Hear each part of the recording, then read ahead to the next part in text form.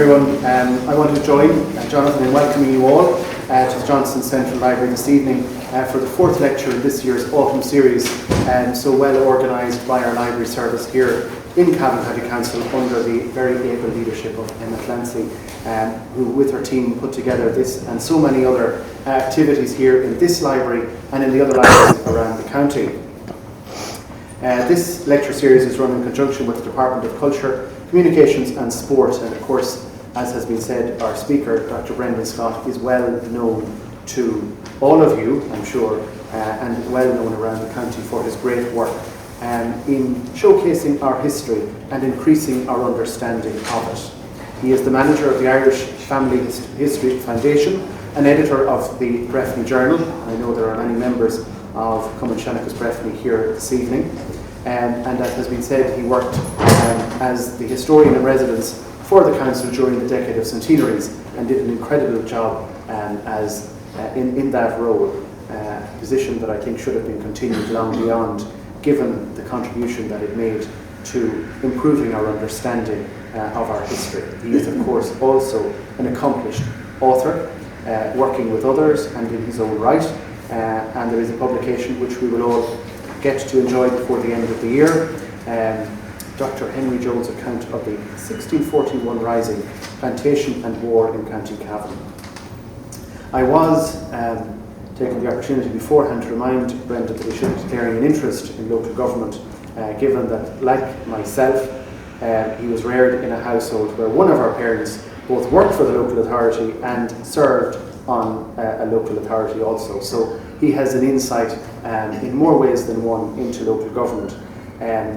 Thankfully, both of our parents served at a time when it wasn't quite as turbulent as the period that Brendan is going to speak of this evening, and how the local government here in County Cavan operated during the War of Independence and the Civil War and dealt with the evolution of the Free State. Any opportunity to highlight the importance of local government is welcome as far as I'm concerned, and any opportunity to increase our understanding of it and maybe highlight the deficiencies in the powers of councillors is welcome too, but I'm not sure if Brendan is going to focus too much on that this evening. So as I said, you're all very welcome, and I really look forward to Brendan's talk. Thank you very much, Cahirsla, and thank you as well to the library staff, Emma and Jonathan and everyone, for organising this evening and for asking me back to speak this evening to you. There's been a lot of great speakers so far in this series, and there's another great one next week as well. I think it's in Virginia, Ed Burke, who is a fabulous historian, and that'll be on in Virginia next week as well. And thank you all for coming out as well. It's not a very nice evening, so I really appreciate people coming out for these talks. So what I want to discuss this evening, as Cahirsla has said, is the local authorities in Cavan and how they acted and reacted to events surrounding them during the early 20th century through the War of Independence, partition and the establishment of the Free State. But in order to do that first, I think we need a bit of context. The Local Government of Ireland Act in 1898 was an extremely important piece of legislation which reformed local government in Ireland. This act, which created county councils, urban district councils and rural district councils, gave Ireland the local government framework which we use up until 2014 and 1925 with the rural ones. The county now became the dominant unit of local government, becoming more important than the poor law unions which have been there before that, which have been led by boards of guardians. They were established in 1838 and they often ignored county boundaries. For example, Glengevnin and Blacklion, our sort of neck of the woods, were part of the Enniskillen Union, so that was the way that worked. And before the local authorities, grand juries were the big thing, and they were usually filled with unelected members of the elite landowning class, and that was the other arm of administration in local government. Grand juries were elected by the High Sheriff. He had discretion in that, and Catholics were generally excluded from them. And though initially focused on justice, as you'd imagine grand juries, the role expanded significantly over time, but the system was often criticised as well for corruption. As you can imagine, if you have the discretion to elect whoever you want onto these things, you know, it won't be very representative. Their primary responsibilities were administering justice, but also levying the county cess, which was a local tax, to finance public works like roads, bridges, and jails. But now, after 1898, the grand jury ceased to have any responsibility for public works, and the boards of guardians lost the poor rates and the local and the duties of the rural sanitary authority. Cavan and Belturbet corporations were abolished in 1840 and replaced by the borough commissions, and then they ran for just a short time up until 1854, when they were replaced by Belturbet Town Commission and Cavan Town Commission. So in the 19th century, a town like Cavan would be partly administered by the borough, or later the town commissioners, so they were one. Then you also had the county grand jury, and then you also had the local board of guardians. So there's three kind of groups all working together or not, and it was a very messy situation. And that 1898 Act, which sort of got rid of a lot of that and then created new bodies, cleaned up a lot of that messy situation. Now, the reason just that Cavan Town and Belturbet had these corporations that were abolished in 1840 was they were incorporated in the early 17th century. They were given corporate rights. They had the right to elect MPs to Parliament, and Cavan's actually was the very first corporation granted in 1610 during the Ulster Plantation, and then Belturbet was granted in 1613. So that's why there were no other, like you would have thought, you know, would Cootehill or Ballybor or Virginia have one of these bodies in the 19th century, but they didn't, because they harkened back to those early 17th century ones. So the main powers of the county councils were now in support of county infirmaries, what was then termed the mental asylums, fever hospitals. They were also involved in the construction and upkeep of courthouses, the appointment of coroners, the levying and collecting of rates, and the construction and repair of roads and bridges. So they had all that now. And the district councils took over what were called the baronial presentment sessions, and what had been the grand jury role for roads and public works. So they took over those, and the cost for those came from rates levied in those districts in question. The boards of guardian remained responsible for the registration of births, marriages and deaths and poor relief, but the election of guardians was now part of the local authority system, so they were no longer given on a nod and a wink, basically. And all members of the rural district councils became members of their local boards of guardians. So again, you could have like anybody could be, if they were elected, would get on that board. Whereas before, you were usually landowning Protestant elite who got on that. And along with that, then the workhouses began to be scaled back as well. And then, so the local authorities now, as I say, they're providing health and welfare services, they're maintaining the roads, they're providing social housing. And now obviously you have the NRA looks after the national road network, and the regional authorities administer health and welfare and stuff like that. So social housing is still one of the ones that from that earlier time that the county councils still oversee. Now Cavan was divided into three urban districts. Three urban districts, Cavan, Cootehill and Belturbet. And then as well as the urban district councils, the UDCs, you had the rural district councils, and they only lasted from 1898 up to 1925. And so you can see them there, they're divided into rural districts of Ballybor, Bomboy, Castlerahan, Cavan, Enniskillen and Number 2, so there's still a slight county overlap, and Mullahoran. And the chairs of those RDCs were also, by dint of their chairmanship, were also ex officio, like the members of the county council as well. So they were, because they're the chair of the RDC, they immediately were put on the county council as well. In November 1918, there was a general election in Ireland, the first in 8 years, and it was called on the 14th of December that year. And every man 21 years old and over, and every woman aged 30 years and over was now permitted to vote. And Sinn Féin romped home in that election, winning 73 of the 105 seats available. An extraordinary achievement really for a party that was pretty young and that only ever contested by-elections up until that general election.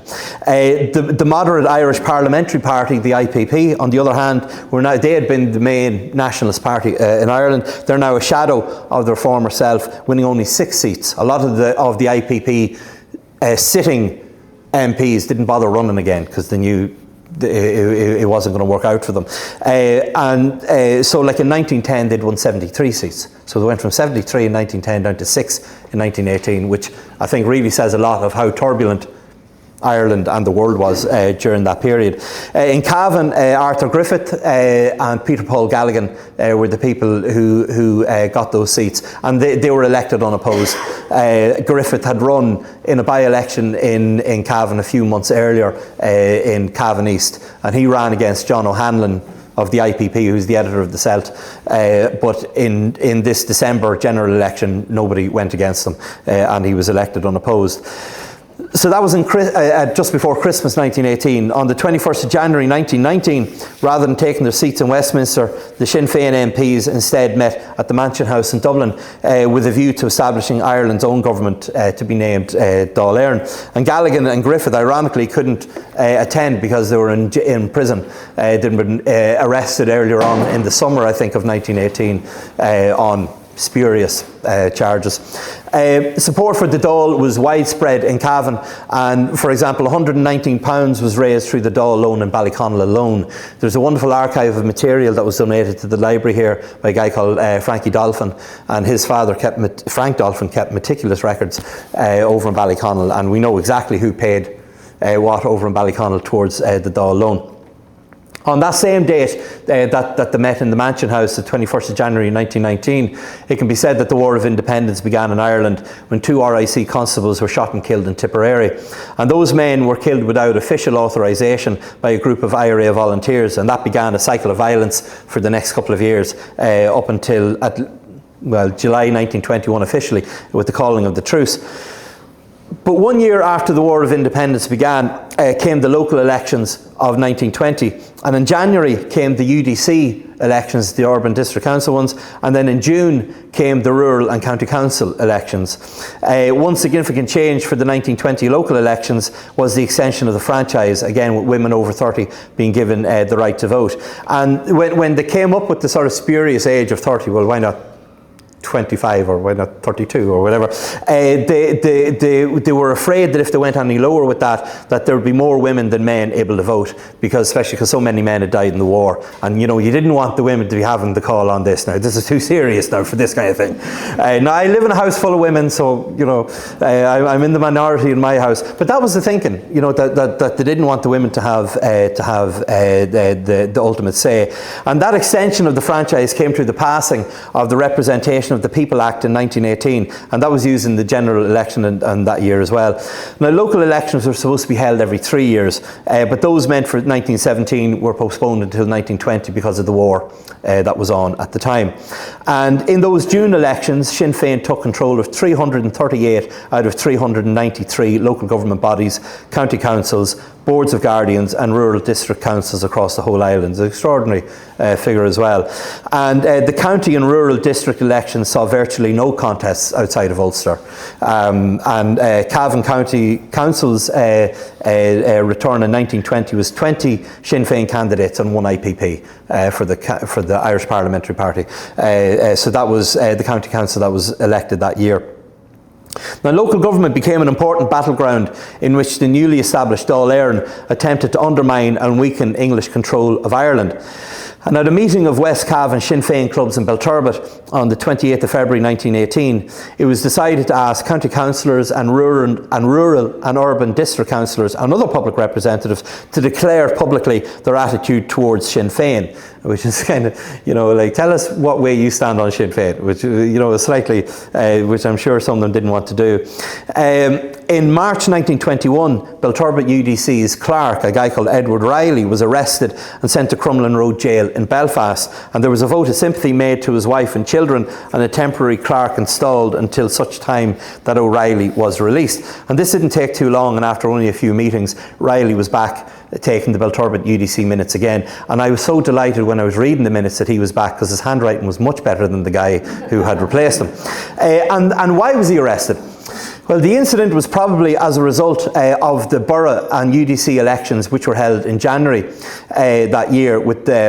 Following that election, as I say, Sinn Féin won a lot of the councils, and the Dáil, the English government is still in place in Ireland, but the Dáil broke off contact with the local government board of Ireland. This is a British-run from Dublin Castle. They sort of doled out the money and administration and such like. And so the Dáil broke off contact with them and then replaced it with their own Irish Department of Local Government. So the first one had been called Local Government Board of Ireland, and then this was Irish Department of Local Government. But many of the councils, you see, the problem here was if you cut off contact with the British version, the Dublin Castle version, you'd have no money coming in. And Dáil Éireann has no money. So a lot of the UDCs or rural ones would keep in with the Dublin Castle version because it's their only way of getting any money.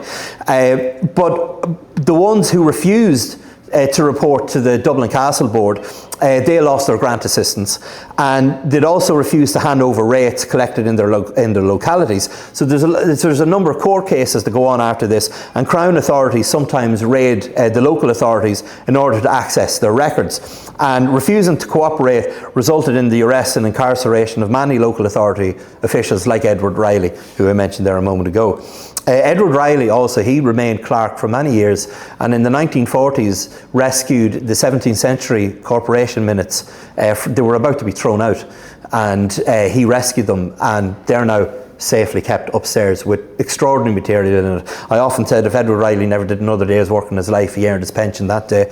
But he went to jail for a while from that. Now, in December 1920, when Edward, in the Belturbet minutes, Edward is about to read out some circulars from the Dublin Castle Local Government Board, and the chairman stated, "We have nothing to do with them, put those things away." So they weren't read. It was noted in the thing, we got them, we didn't read them, and that was it. Now, local authorities continued as best as they could to operate without the grants, and they followed the instruction of W.T. Cosgrave, who at the time was Minister for Local Government. Communication with the Dáil focused on funding, so there's letters up and down to Dublin on this, so they're very concerned with funding, understandably. We're keeping up rate payments and collections, keeping it from the British authorities, and cutting costs to deal with the loss of the British grants. And the Civil War made things even more difficult in this regard, leaving local authorities struggling to operate and rebuild infrastructure and build up funds. And some failed to do this. And Leitrim, for example, saw the appointment by central government of a special commissioner who was tasked with overseeing the local authority duties there until the situation improved. Now, the nationalist tendencies, you can probably gather, the Belturbet UDC was quite nationalist, as all the UDCs in Cavan were, and there was a controversy which engulfed the UDC and the RIC in Belturbet in October 1919. West Cavan IRA volunteers entered the town hall in Belturbet where the UDC met, and the daub tar, there was a royal coat of arms up on the wall, and threw tar on it, and as well as destroying that coat of arms, they then painted a skull inscribed with the letters RIP with an arrow pointing to where the coat of arms was. So we were very subtle guys. And to go along with the skull, then they painted a tricolour with the letters IR, which stood Irish Republic, beside it. And so then a tricolour was hoisted up on the clock tower up at the top of the town hall, and there's no attempt to take that down by the UDC anyway. They'd been ordered to take it down, they don't. And on the 6th of October 1919, Edward Riley, the clerk, informed the UDC that Sergeant Smith of the RIC had called in to request that the flag be removed. And the clerk informed the sergeant that he hadn't the authority to do so. The RIC followed up with a letter making the same request and also asking for the keys of the town hall to lock it up. But again, the UDC refused to do this. And they answered that they did not put the flag there and others could take it down if they wished, but the council would not do their work for them. And as one of the councillors said, "We can't get up to take it down." They couldn't find a ladder in Belturbet, not one ladder to be had around the place. But then the British authorities took Belturbet UDC at their word. They took control of the town hall, chained the door shut, and took down the tricolour. And then trouble continued in the town. You can imagine the bad blood there was after that. And in April 1920, Belturbet UDC received an application for compensation for £200 done to the barracks in April. Around Easter 1920, there's a huge amount of RIC and Army barracks burned around the country, and Belturbet was just one of many. I think it was in October or November that year, there was 3 days of compensation hearings in the courthouse there to get through everyone that had lost or had damaged buildings from that time. Because a lot of those barracks were privately owned and they rented them out to the authorities. So they got a letter saying that they wanted compensation for £200, and they followed up. That was in April. Then there's another one in May requesting that they do it again, and then the letter was marked red and no further action. So I don't know whether they got their money or not. And they often pass resolutions as well to sympathise with the deaths of various high-profile nationalists, and also to condemn aggression towards nationalists. And on the 7th of August 1916, Cavan UDC here, that would have met in the courthouse, although they were probably in the town hall probably by 1916, they would have been. They asked the government not execute Roger Casement after the rising, as too much Irish blood has been shed already. And they followed this up then with a resolution which stated that the council condemned the action of the government in carrying out the death sentence on Sir Roger Casement. And they said the government should have allowed the case to have been heard in the House of Lords, that he was executed too swiftly. On the 4th of April 1920, Cavan UDC recorded its protest against what they called the continued brutal incarceration of Irish prisoners in places like Ballykinlar, and there was a POW camp, and demanded their immediate release in what they called in the name of humanity. And in November that year, Belturbet UDC protested the execution of Kevin Barry. And if anyone was here at Ewan O'Halpin's talk a few weeks ago, I think he's a grandnephew of Kevin Barry. And they sent their sympathies to his mother, calling Barry a brave and noble son who gave up his life for his country. Cavan UDC also declared a protest against the imprisonment in the USA of James Larkin, the Irish Labour leader. He'd been arrested over there on charges of criminal anarchy connected to his links with communism. And they demanded his release, and Belturbet UDC adopted that position as well in July 1920. And that wasn't the first time that Cavan's UDCs had commented on the deaths of prominent Irish nationalists. Terence McCurtain, who was Lord Mayor of Cork, was murdered by the RIC on the 20th of March 1920, an incident which gained international notoriety. And on the 3rd of March 1920, Cavan UDC tendered their sympathy to McCurtain's widow on the cruel murder of her husband, and stated that the council's protest be recorded against the continued brutal incarcerations of the Irish prisoners, and that their immediate release be demanded in the name of humanity. And McCurtain's successor, Terence McSweeney, was arrested in August 1920 and imprisoned in Brixton, where he was sentenced to serve 2 years. And McSweeney went on hunger strike and eventually died on the 25th of October 1920. On the 6th of September, before he died, Belturbet UDC made a resolution criticising McSweeney's treatment and the treatment of his colleagues, and a special meeting was held by Belturbet UDC to express their sympathies to his wife when he eventually died. If you just think what a horrific death that must have been. In Cootehill, after McSweeney died, there was some tension in the town. Unionist shops refused to close there was a day of remembrance for McSweeney, and Ulster volunteers came from Ashfield to the town to protect those shops and keep them open, because they were being advised strongly to close, and they were refusing to close. So volunteers came down, Ulster volunteers, to keep them open. And then there's a bit of tension in the town around that time, but nothing really violent kicked off at that point. And then we also see the recognition of Dáil Éireann and the arbitration courts recorded in the various UDC minutes for Cavan, and in the County Council ones as well. By mid-1920, Dáil courts were being established across Cavan. This was a means of undermining the English system that was in place, and you would have a court set up in a local barn sometimes, or a school, or a town hall, or something like that, and that would be heard by some prominent person in the locality who would judge these things, and it was all kept away from the English system. And much to the annoyance of the RIC, but there actually is evidence of one RIC member using the Dáil courts in Drumlane. Actually, he probably felt for whatever reason, he felt he had a better chance of getting here and there. And in July 1920, the 5th of July 1920, the Cavan UDC acknowledged the authority of Dáil Éireann as the duly elected government of the Irish people, and they undertook to give effect to all decrees duly promulgated by the said Dáil Éireann. And in September 1920, they again made a resolution recognising the authority of Dáil Éireann as the only elected government of the Irish people. So they're doing this kind of more than once. So there's obviously, a bit of controversy over the validity of the Dáil Éireann. So they keep coming out publicly saying, yes, we recognise it, we support it. In September 1920, Belturbet did the same thing again in October 1920. They agreed to recognise no government but Dáil Éireann, and that was a unanimous resolution. In September, Cavan UDC congratulated one of their number, John Muldoon, who's a member of the UDC here, on his refusal to signal through a train that was coming from Dublin, which carried armed Crown forces. So they said, we're not getting involved in that, so he wouldn't let them through. So he got a big boulibus for that at the next meeting. Belturbet UDC also gave assurances that they would refuse to go into any courts to prosecute or defend cases, bar the arbitration courts, the Dáil arbitration courts. And indeed, one of the Belturbet councillors, a guy called J.H. Quinn, noted in November 1921 that he did not see why the town hall should not be used for arbitration courts. He happened to be present at such a court a short time ago and never saw fairer decisions and justice all around.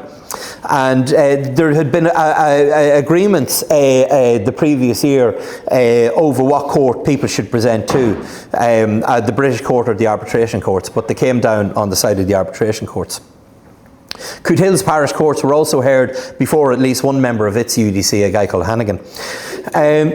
Now, when the Anglo-Irish Treaty was signed on the 6th of December 1921, which granted 26 Irish counties Dominion status as a free state, but also ensured that 6 counties remained within the United Kingdom. Partition had been on the cards for a while, and on the 1st of March 1920, Cavan UDC noted the receipt of a resolution from Monaghan County Council opposing partition. Understandably, they were afraid that they might be pulled into it, and being from the border myself, the imposition of a border is never helpful for anybody. And Cavan's UDCs all supported the treaty, as did most, if not all, of the Sinn Féin clubs in Cavan.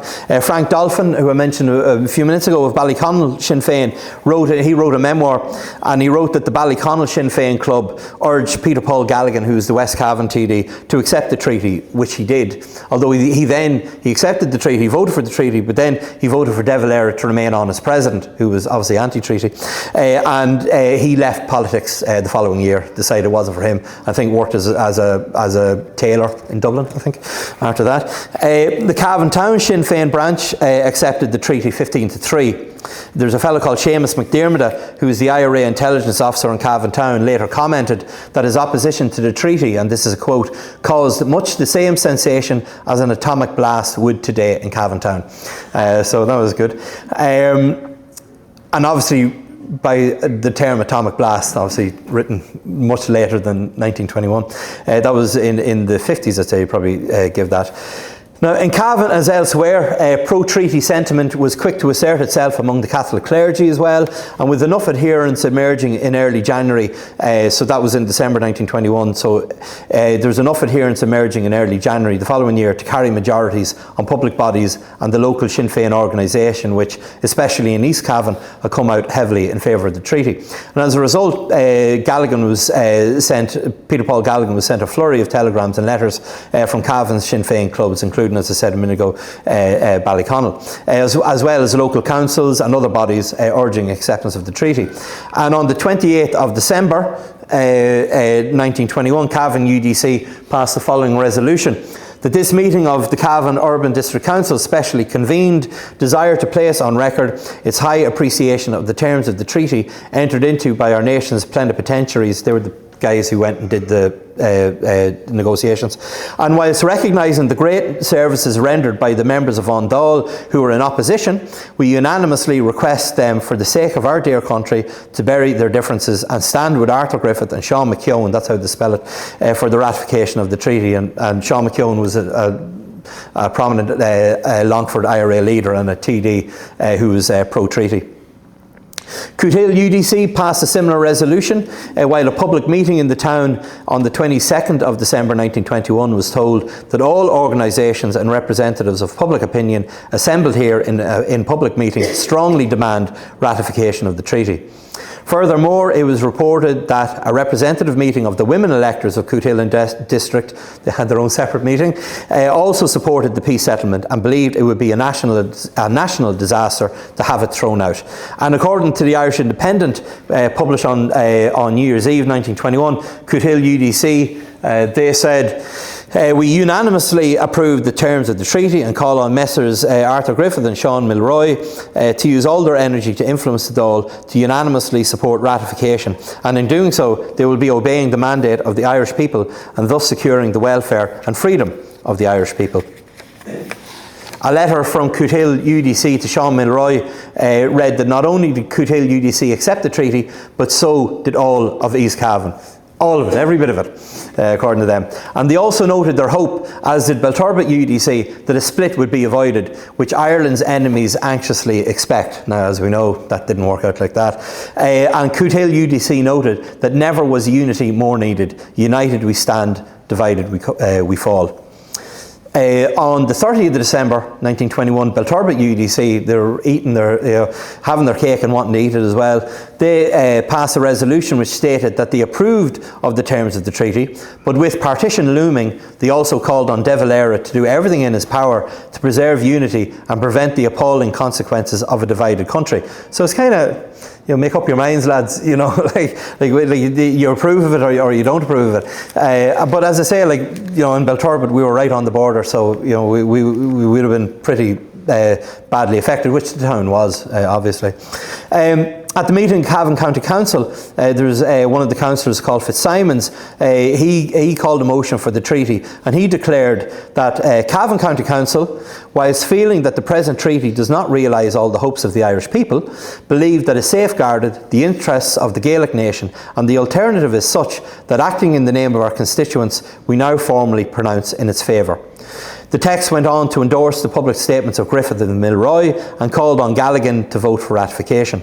And Fitzsimons made the case for the treaty, stating that he accepted it not as a final settlement, which was the argument that the plenipotentiaries made as well, and saw no difficulty in transferring his allegiance from the Republic to the Free State. Councillors Lynch and O'Reilly on the County Council as well made similar remarks, with the former stating that he did not see how they could do anything but support ratification, and the latter remarking that while he had sworn an oath to the Republic, he endorsed the treaty in the belief that it was bringing that day nearer. A Republican counter-motion by Councillor Boylan was more simply stated, and he just said that as Republican representatives we do not approve of the treaty. When he was asked if he wanted to make a speech, Boylan replied that the resolution speaks for itself. We were elected as Republicans, that's all. That must be the shortest speech of a politician ever made there. 17 councillors voted for the treaty and only 2 voted against. In Cavan, so we can say, public opinion was pretty much pro-treaty, and it was ratified on the 7th of January 1922. And that's a telegram that was sent to Frank Dolphin in Ballyconnell that day, giving the results. It's an extraordinary thing, that I find that incredible, that these little pieces of paper still survive.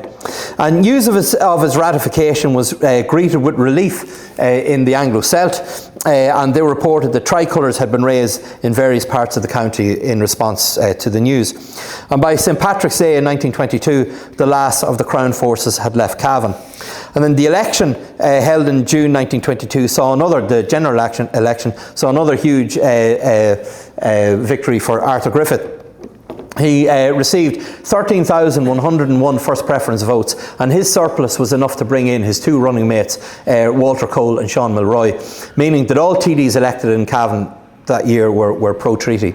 But as we know, Arthur Griffith died suddenly and unexpectedly on the 12th of August 1922. And 3 days later, on the 15th of August, Cavan UDC ordered that all shops close until 2 p.m. on the day of Griffith's funeral. And the UDC in Cavan recorded its sympathies on Griffith's death, whom they described as one of Ireland's most illustrious sons. And they recognised that his death was hastened by the stress of the Civil War, which they termed The present unfortunate conflict amongst Irishmen. That is an extraordinary way of putting it. It's certainly unfortunate. And they went on to hope that the opposing parties will shake hands over his grave and thus perpetuate the memory of one who has given his life and worked unselfishly to make Ireland mistress of her own destinies. And Belturbat's businesses were to remain shut on the day of Griffith's funeral as well, as they proposed their sympathies to Griffith's widow on the death of her illustrious husband. And then when Collins was killed on the 22nd of August 1922, Cavan UDC passed the following resolution and then had a minute's silence. And they said that we, the members of Cavan Urban Council, at this our first meeting since the lamented death of the late General Collins, offer our deep sympathy to his relatives and the government in the great loss the country has sustained in this the hour of our trial and sufferings. Now, I mentioned at the very beginning that there were RDCs, the Rural District Councils as well, and as I said, they were in Ballyborough, Bomboy, Castlerahan, Cavantown, Cootehill and Mullahoran, and Enniskillen number 2. And I mentioned those because there was an interesting note in the Bomboy RDC minutes on the 6th of December 1920. And I should say as well that these minutes that I'm quoting from are all held here in the archive upstairs. It's a fabulous resource that's available there. So the minutes from that date, 6th of December 1920 for Bomboy RDC said, the clerk reported that on the night of the 30th ultimo, so the 30th of November, at 7 o'clock p.m, 4 masked men entered his office and demanded him to deliver up to them the minute books of the Union and Rural District, and that he had no choice but to comply with their request. And he requested the men to return the books, but got no assurance to that effect, nor were the minute books since returned. Well, they're upstairs now, so they were returned eventually. As I said, those rural district councils were established in the Local Government of Ireland Act in 1898, and in the early years of the 20th century, much of the routine business was transacted through the RDCs. But then the Local Government Act of 1925 abolished the RDCs, and their duties were transferred instead to the county councils. Now, the first local elections held in the Free State on the 23rd of June 1925 were held on the 23rd of June 1925, and polls opened at 8 a.m. and closed at 8 p.m. And there was initially no election to be held. They're quite fluid, the numbers that they had at this time, and if you read kind of election reports, they're quite confused and unclear as to what's going on. Things seem to change. So initially in Belturbat there was to be no election because they had 9 seats and 9 people going for them. And then that later changed, and there's 7 seats and 16 candidates. So I don't know exactly how that worked. The election for Cootehill UDC was described in the Anglo-Celt as abortive, seemingly something to do with the validity of some of the candidates. And so that initial election was held on the 23rd of June, and then a Cootehill one was held on the 27th of July. And in the aftermath of the County Council elections, PJ Cassidy, who was a member of Cummin and Nail, who had retained his seat on Cavan County Council, remarked that the old council had conducted the public business in very difficult times, and they were proud at the close of their term of being in the soundest financial position of any council in Ireland. He, the Speaker, hoped that the new council would follow in the footsteps of the old council and keep Cavan in the front rank. So this is referring to when they lost their grants from Dublin Castle, the place, as I say, Leitrim next door. You know, they kind of went to the wall, and someone had to come in and run it for them. So Cavan was obviously very proud of their standing, according to this fellow anyway. In Cavan UDC, William Reid, who's a local unionist solicitor, that fellow there, that's taken from 1908. That's the Cavan UDC in 1908, taken in front of just over here, just in front of the courthouse. Look how rough the health and safety, you wouldn't get away with that now. This man here is John O'Hanlon, who is the man who ran against Arthur Griffith in the by-election in 1918. He was the editor of the Anglo-Celt. This is Louis Smith. He was the chair at the time. This guy is Thomas McGuinness, who is the clerk, so he's holding the minutes there.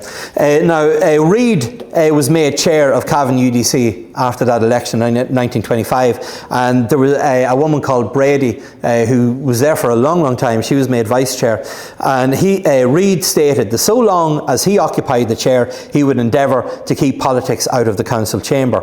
And in that election, 5 unionists were elected to the UDC and 2 Republicans, 6 Labour, 1 Independent, and then 4 Cummin and Nail. Now, when they're talking about the Republicans and unions, that sort of thing, like the main Sinn Féin. But sometimes they don't mention the parties and sometimes they do.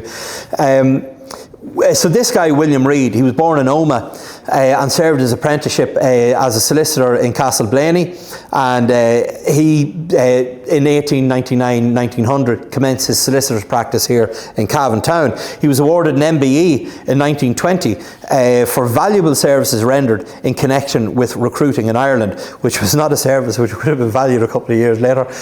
So he was going around recruiting for the war, and he got an MBE for that. And Reid gave a kind of practical expression to the conclusions. He was a member of the Protestant Parliamentary Committee in 1926, whose object was to coordinate the Protestant vote. Reid was the election agent for John Cole, who's County Cavan Grand Master of the Orange Order. He was elected to the Dáil in 1923, and he was election agent for him in August 1927 general election. And Reid was a member of the Orange Order as well, and he was also honorary secretary of the Breffni Antiquarian and Historical Society in 1927, which is the predecessor of Cumrashanachas Breffni. But before I finish up, I just want to highlight, I suppose, some of the stories from the County Council and UDC minutes for Cavan and Belturbet, which are the ones that are upstairs, and they're packed with really fascinating detail and which deal with the day-to-day life of these towns and their inhabitants. For example, on the 8th of September 1919, after the War of Independence has been going for 8 or 9 months, Edward Riley, the clerk down in Belturbet, read a letter from the British War Office offering the town a German machine gun and artillery. And one member of the UDC proposed accepting the gun but could find no seconder. So the clerk was instructed to write back and state that the gun was not required. And I know, as John Paul alluded to, my father was on Belturbet Town Council for 20 years, and I know there were some stages he would have been very happy for a German machine gun in some of those meetings. On the 7th of September 1920, and again on the 4th of October that year, a Belfast boycott was ordered by Cavan UDC, stating that any article may be sold to Belfast, but that no article be bought from Belfast. This was in relation to the pogroms that were happening in Belfast at the time. Catholics were being killed and assaulted and so on at that time, including a guy from Den who was in an abbey up in Belfast. He happened to look out a window at the wrong time and was killed.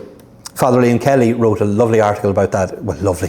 A very good article. Lovely is not the right word. A very good article about that in the Breffni Journal a few years ago. Those boycotts were mirrored by similar decrees from Belturbet UDC. You see them in the minutes upstairs as well. On the 12th of June 1921, Andrew McEntee, who was the chairman of Cavan UDC at the time, reported to the UDC that he had investigated the shooting on the previous Sunday night by the IRA and received an assurance that such an incident would not occur again, but that the searching of motor cars would continue. So he came back to tell the boys that. And then there are also some issues that arise in the minutes. I suppose there were simpler times, I suppose, in a way. So the cinema at that time, which was open in 1912, we used a room from the town hall at the time, and it was called the Picture Palace, and they wrote a letter to Cavan UDC in September 1915, and in it the manager, a fellow called Joseph Smith, complained of a customer's conduct to his employees and patrons. The clerk wrote so the clerk was instructed to write to this guy who was the cause of trouble, instructing him not to allow children or others in through the windows. Good man. Or allow them to stand on the chairs, because if they're at the back they obviously can't see, and so he's letting them up in the chairs, so no, don't be doing that.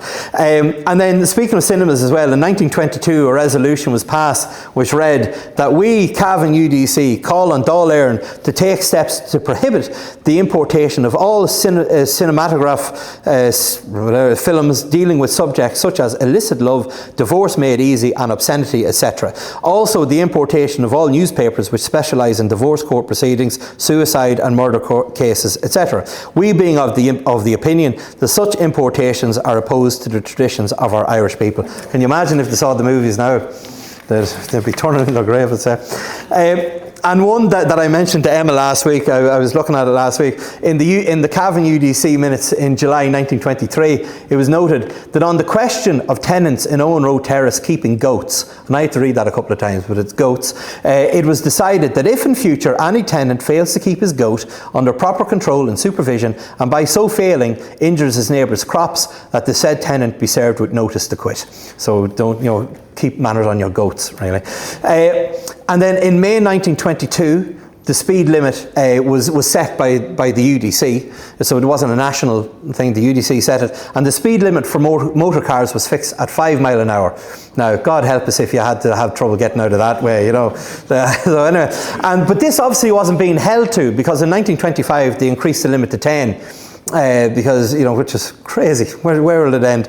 But notice was made of the fact that motors were still being driven at a dangerous speed through the town, probably 12 miles an hour or something like that.